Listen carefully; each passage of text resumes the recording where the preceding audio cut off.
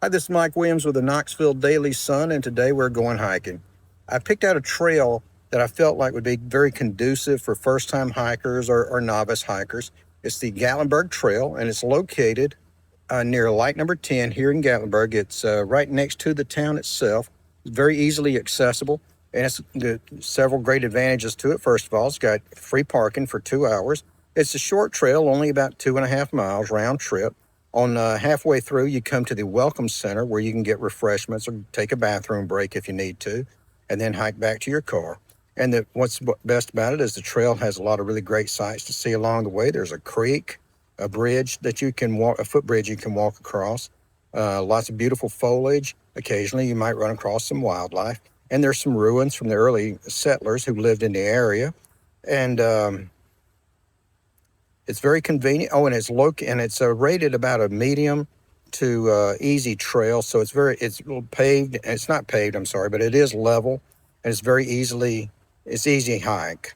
And there are also places where you can stop and put your feet in the cool water and cool off a little bit. And if you want to, there's even a couple of places where you can swim. So anyway, we're going to check it out. We're starting right here in the parking lot where the parking is free. Right here at the trailhead. Parking is free for 2 hours. And we turn around and you'll enter right over here.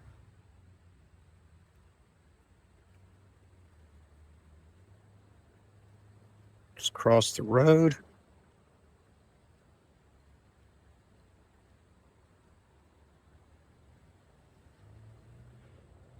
And as you can see, I said 2.5 miles. It's exactly 2 miles to the visitor center, 2 miles back. So it's 4 miles, but it can be done in about an hour to an hour and a half.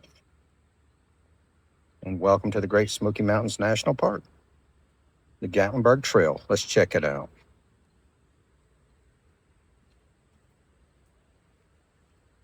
As you can see, it is level.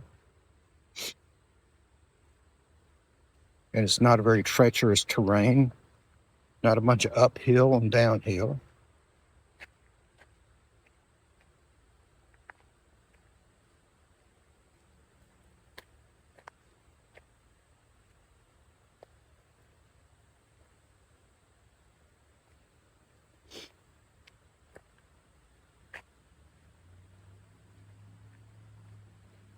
And just ahead is the first place where you can do a little wading or swimming if you want to. Water is not very deep, but it is nice and cool.